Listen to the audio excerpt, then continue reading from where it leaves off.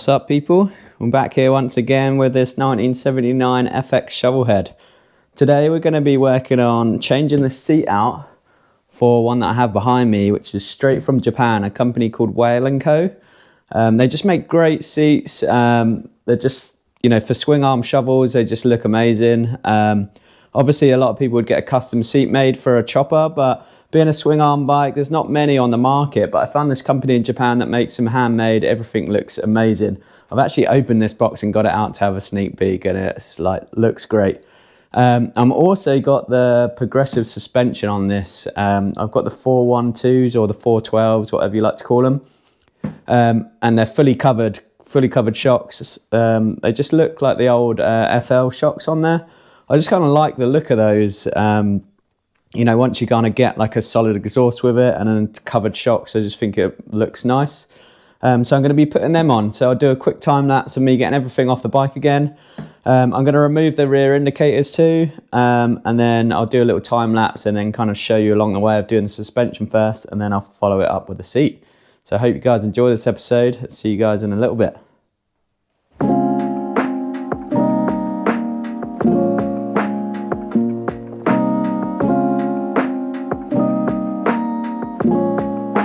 Alright, so that's everything off of the bike now. The rear shocks are off, the rear indicators are off. They're actually a little bit of a nightmare to get off because you're supposed to take the whole fender struts out, but these are kind of wedged on here, so I had to kind of bend the fender struts out a little bit to try and get them off, but they're off now.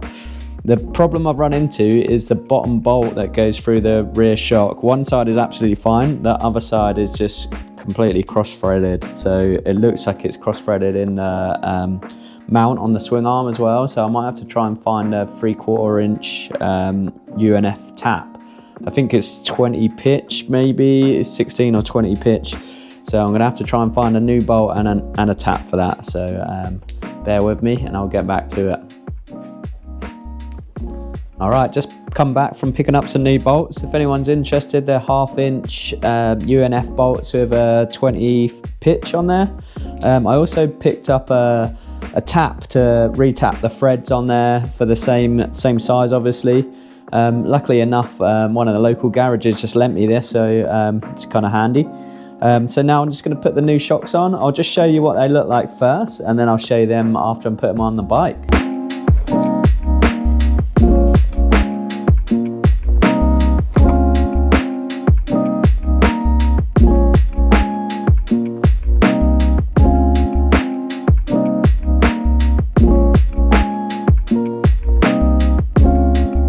Now just to torque them up, I read online it was between 35 and 50 foot-pounds of torque. I like to go somewhere in the middle, so I'm going to go around 40 foot-pounds of torque, and that's top and bottom.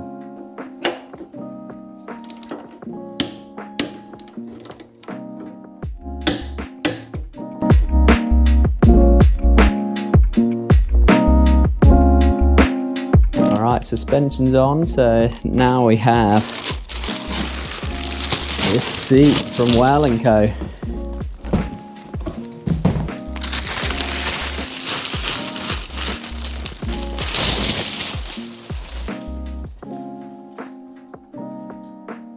It's almost like a step-up seat from Saddleman with a tuck and roll stitching, but it's really slim, super well made. Alright, let's stick that on now and take a look at how it's looking.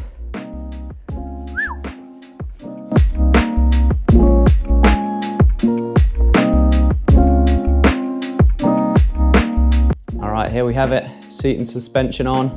I'll remove those horrible reflectors on the front and the rear of that too. But check it out, let me know what you guys think.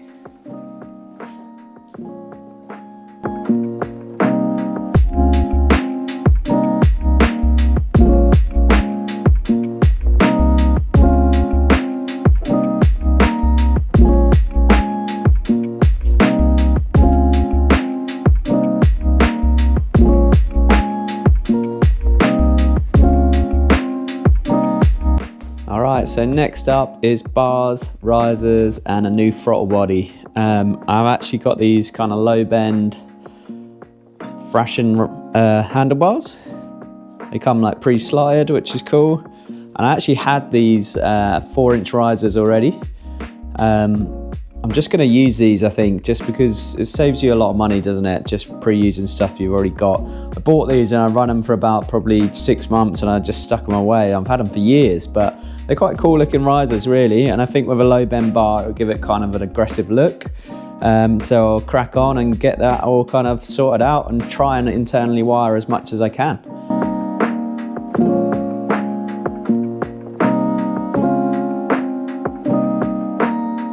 All right, that's all the bars, risers and controls off. I also took off the polyurethane riser bushings as well, because I've actually bought some Biltwell solid riser bushings.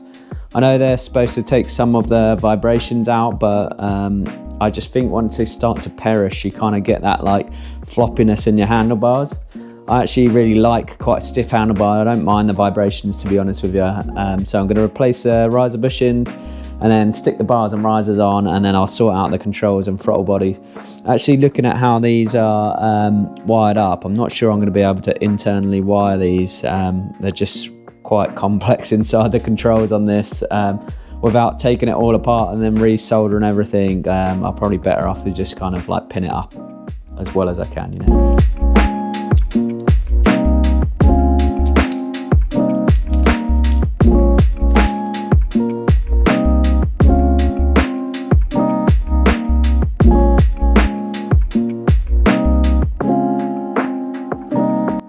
As you can see there, I was cleaning off all the bolts of the old Loctite just with a little wire brush, and then reapplying blue Loctite. You've always got to Loctite everything on a Harley because everything rattles and shakes free.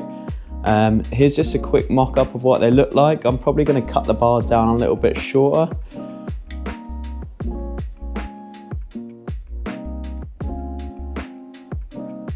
And these risers were made by my good friend Joe Jordan over at Rigger Precision. He actually made these for El Lobo probably 4 or 5 years ago now, but they're really well made. They're just running metric bolts rather than imperial through, so I had to go out and grab some of those bolts, but I'll just show you how they're made.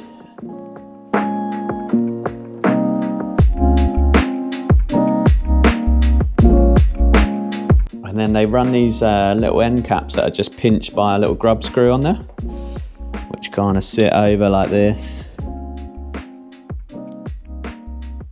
And then the little grub screws in here. And it just pinches all the way through into this little slotted area. Yeah, I'm not sure if I'm going to run those risers. I actually love how they're made. They're like really well made, but I just think I might get something a little bit higher and a little bit skinnier. But I'm just going to run those for a while, see if I can get used to just riding like with a 4-inch rise on those risers. I might go maybe 6-inch, maybe 8-inch, but I'll just kind of see how it feels. Hopefully it'll be comfortable. All right, I'm just going to take my old throttle assembly apart and then put this new Biltwell one on there.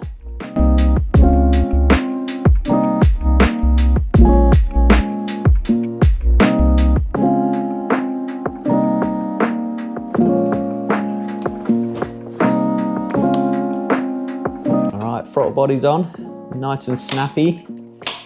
What you want. Just got to try and sort out the angle of these controls now. Probably having them a little bit higher up so I can reach. Yeah, it feels pretty good. Perfect. All right, now I've just got to try and battle putting on this other grip, and then I'm going to tighten down these controls, and then it should be pretty ready to go. Only thing I don't like is this excessive amount of wiring from my controls, but like I said, I might end up changing the risers eventually anyway, so I'm not going to stress too much over that. But it looks cool right now. I'll show you guys properly in a second.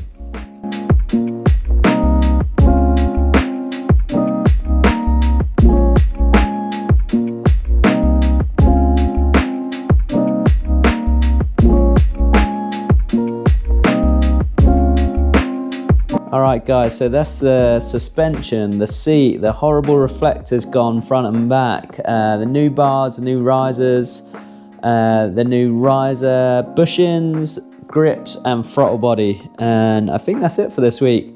Hopefully the weather's going to start to dry up, because looking on the forecast it's just been constant rain every day. And obviously you've seen my other vlogs, you know I don't mind riding in the wet, I just don't like riding in the rain. It's a little bit different when your body's soaked all the way through. You know, just getting a little bit of water on you is not too bad, but when you're soaked all the way through, it is absolutely horrible trying to ride in that weather. So hopefully on the next vlog, we'll actually get to ride this bike, which will be rad, because I've only ridden it once. But yeah, if you guys like this video, please like and subscribe. It really helps my channel. And I'll see you guys on the next one. Peace.